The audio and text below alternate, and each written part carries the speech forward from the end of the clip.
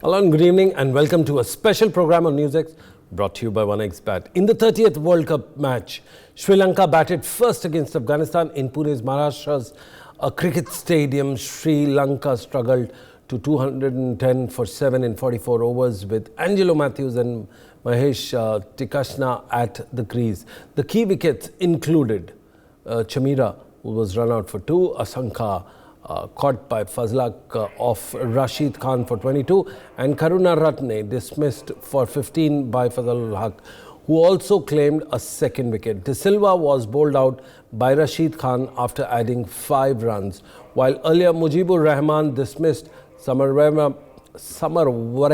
and Kusal Mendes for 39.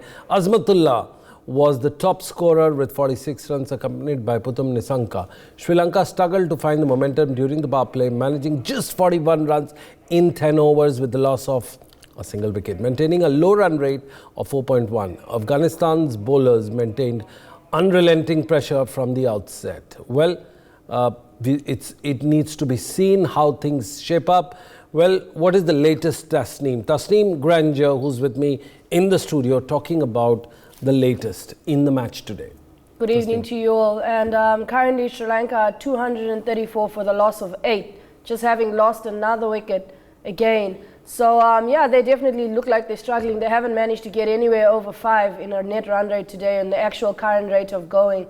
And I think definitely well bowled by Afghanistan this evening, just managing to restrict them.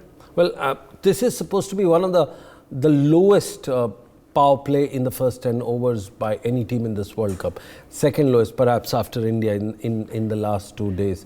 What do you think is going right? The bowlers are understanding the wicket, the conditions and getting acclimatized, or they're really getting in from the word go? Yeah, definitely. You know, I think now a couple of games have actually been played at these stadiums over a few occasions. So it's actually a lot easier for bowlers to come out and have a plan, have a clear plan of what to actually expect from the surface, what to do and what exactly not to do. So I definitely think they bowled really well. And we've seen Afghanistan most of the time. We've seen them do it again, come out and open with one pace bowler, one spin bowler. And what it does is it causes the batsman not to be able to settle and actually adjust to one specific pace of the ball coming at them. Absolutely. This is something that they're getting used to, especially the top order batsmen, because it started off as a spinning track. Then when we have this exclusive table with us, when we'll go there in a while, talks about a complete mix. What we have here is a complete top 10 bowlers, top 10 batters of this World Cup in the last 30 games. So we are trying to dissect, understand what it is. Tasmin, one question needs to be asked. Is Afghanistan the new Kenya of 1999? Yeah, you know, they've come out here and they've shown from their very first game. You hear teams like Afghanistan, teams like Netherlands talking about wanting to book a place in the semi-final. That just simply tells you that they've come with the initiative. They've come with the intent of telling themselves, we're not here to participate, but we're here to compete. Absolutely, we are here to compete. Also tell us, you've understood, you've been through the pain of playing the qualifiers and getting the monies from the ICC as a development fund. Now tell us, from a ICC's perspective and from yours perspective, as a team that has been struggling to put together a kind of a plan to play in the ICC tournaments regularly, how important this platform becomes to someone like Afghanistan, Netherlands, Ireland, Scotland, places like that? Yeah, definitely. You know, it's a big deal for them. Even if they don't find themselves in a semi-final spot, being in the top 4, as long as they book a spot in the top 7, they then begin to get more fixtures alongside bigger teams as well in the ICC Champions Trophy. So there's a lot on the line. It's not just about coming in here and making semis and possibly making the finals, but do well enough and you will gain something out of it. Absolutely. Do well enough and get something out of it. In fact, we have an exclusive team standing right now here when we look at it and also dissect, look at over 150 odd players, batters, and then look at the bowlers as well. Tasmin, we have it on our screen right now. We'll go there in a while. What do you think of the overall screen that we're trying to discuss this topic of the top bowlers and the top batters? Yeah, definitely. You know, this automatically gives not just the fans and the teams as well, but it gives everybody just a broad idea of who exactly right now in this tournament is obviously in great form in terms of batting and bowling, as well as it just lets people know to say that at the end of the day, this is what's happening. You know, these are the guys that are players to obviously watch out for and look out for throughout this tournament.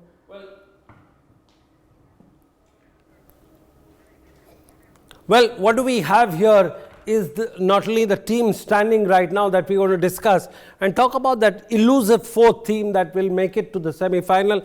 Also, which team will face India as we progress. So, number one, we have India at the top with 6 matches at 12 points. South Africa with 10 points. Yes, this is the same South Africa which players were not, the critics had written off because they had to fight a different part on to get to this part. Look at it, Tasmin, this has been like a Cinderella man kind of a story, runaway success.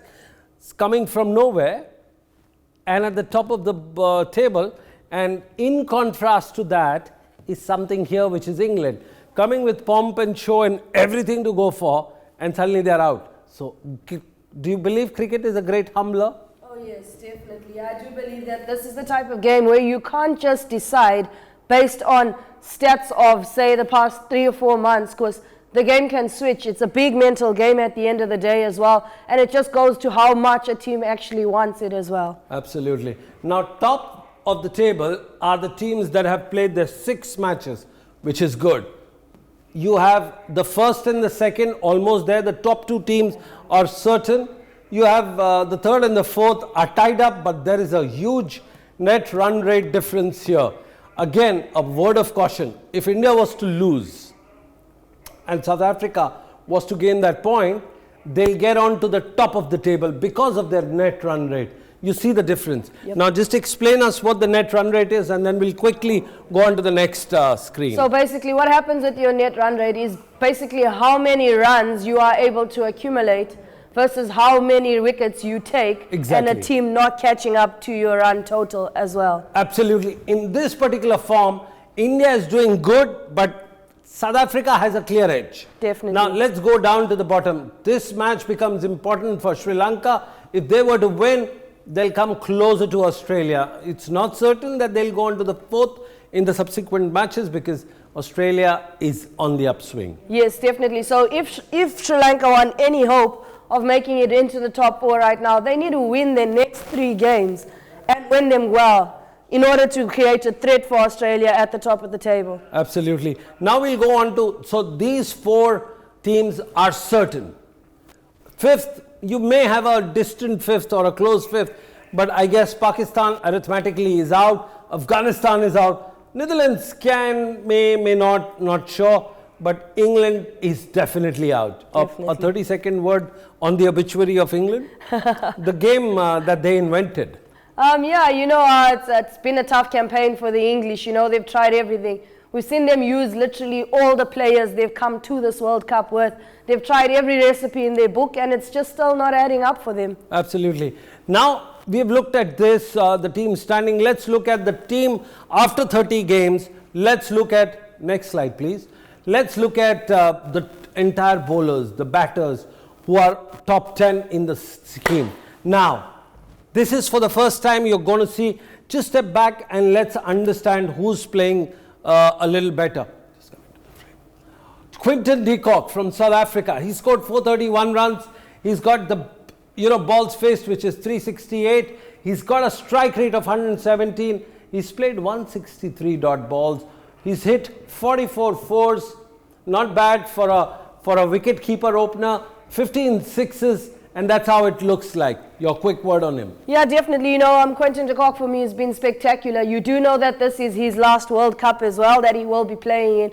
So he's out there giving it his all. He's playing with his heart. Something that's big for me is if you look at his average, he's averaging somewhere around 71 runs, despite not actually getting in a score in 1 or 2 games. So that tells you he's firing. He's on fire. David Warner isn't back. You must also give, that's his last one-day World Cup, and perhaps he's going to go on a swan song. Of course, you must realize he plays for IPL as well, and he's a local boy kind of a thing. He understands the place, he understands the boundary, he understands the grass, the curators, and he knows it by the back of the hand. He also speaks Hindi quite comfortably. Third is a guy called Rachin Ravindra from New Zealand. 6 matches, 406 runs, 377 balls faced, 5 times he was out, 81 is his average, 107 is his strike rate. A young boy just come up to it, and look at the way he's having a dream run. This is what dreams are made up of. Definitely. In fact, he's picked up the spot of where Shubman Gill has left. Yes, I definitely agree with that. Go on. I definitely agree with that. You know, Rachin Ravindra has been having a great time out here for me. You know, he's only been out 5 times. Take note that for him in the top 5 of the players, that tells you that he's got a not out as well to his name. That means he's been there, he's stuck around, and he's put the grind on to give his team either a solid foundation or a solid anchor to be able to end off an inning. The next name will make all Indians proud is Rohit Sharma. If you can just take us through his stats. Rohit Sharma currently sitting on 398 runs. He has been super consistent for India at the top of the order, making sure that no opening bowler has able to be settled. Again, he's faced just 334 balls as opposed to Quinton de Kock on 368. He has an average of 66 right now, and his strike rate, this is it for me, he's on 119. His strike rate tells you everything. His strike rate has risen in the last 2 World Cups, and that's a dream strike rate. But what's more important, Tasneem, is when you look at the number of sixes that he scored, it's 20. As compared to the other top guys, 15, 19, 13, he's at 20. The highest sixer, in fact, there was a survey done in the last 20 overs in the power play. He's hit the maximum number of sixes in ODIs, which is quite thankful to to the team that he's done that. Aiden Markram, he's currently on 356 runs, just off 307 deliveries, and he's got an average of 59.33. His strike rate is 115. Again, that's up there for me as well. But more importantly is Virat Kohli breathing up on his neck. This is where we are at 354 runs. Now what you look here are 2 Indian batters with different style but scoring more or less the same kind of runs. You have Rohit Sharma at 398, Virat Kohli at 354. He's faced around 400 deliveries. Rohit Sharma has faced lesser. So what is the difference between the role between Rohit Sharma and Virat Kohli is one goes out and hits the 6, takes the long handle. The other one is an accumulator, aggregates the runs, runs hard between the wickets, and then when the moment comes in, he unleashes. He's the guy who consolidates, he's the guy who reinvents, and he's the guy who takes on to the deep end of the innings. So very happy that India has 2 players in the top 6. Definitely. And that's where the problem begins. If you're consistently bowling at 2 bowlers, 2 batters, was scoring around 400 runs, what happens to number 4, 5, 6? That's where the problem is. When you look at South Africa, they've got like 3 batters in the top 10 list. And that explains you why they are so good and their net run rate is better. So this is what it looks like. New Zealand is not far behind. You want to talk about New Zealand as a team and the players there? Yeah, definitely. So they do have Rachin Ravindra in here, as well as they do have Daryl Mitchell. Daryl Mitchell's been getting off to great starts. Obviously, you know, he's come in and he's played more or less a Rohit Sharma type of character role as well. But he has found himself anchoring off in the middle overs as well. That's why you will check and you will see the amount of dot balls that he's actually faced is just sitting just on 130 balls. That tells you that he's getting in there. He's not entirely being the guy that's out here hitting the boundaries, but he's willing to take on the singles. He's willing to take the field on as well and just keep the scoreboard ticking for New Zealand as well. Absolutely. One good thing here is that the bulk of the scoring is done by David Warner in Australia. And mind you, these are the players that you're going to be encountering as you go along this track. Let's look at the bowling figures right now and let's look at the notable performances there. Next slide, please. Well, Tasneem, as we talked about the bowlers, here we are. We've got Adam Zampa. Again, this is a classic thing. They said it's a spinner's wicket. And when Adam Zampa bowled in the first 2 matches, he was considered as cursed, as a a kind of a shadow of what a spinner looks like, especially coming from Australia. But my God, what a comeback he's made. Look at the number of wickets that he's taken. He's standing tall, high, with his head held high at 15, followed by Jasprit Bumrah. Now let's understand these two bowlers and let's evaluate their performance. So two things you need to take into consideration. One is a spin bowler and the other is a seamer. Absolutely. Personally, for me, for Bumrah to find himself just this close, just one wicket within line of Adam Zampa is a big deal. But look at their runs per over. Bumrah has been way more economical than Adam Zampa has.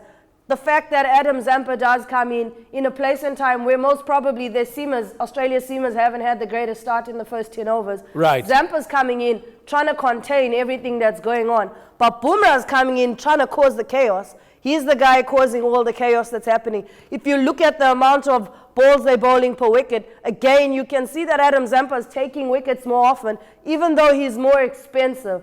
Bumrah, for me, is that guy that's there to create the pressure for guys like Zampa to come in and take the wickets. Last night on the show, Wasim Akram acclaimed and Rashid Latif acclaimed that Bumrah is your modern-day all-skill cricketer, bowler. He has got the skill, he's got the tenacity, he's got the strength, he's got the seam, he can hit the ball high, and there's a streamlined length that is bowled with so much of fervour, so much of freshness that this man has. And guess what? We expected the strips to turn, but what we see here is Adam Zampa from Australia leading with more number of wickets in the spin department.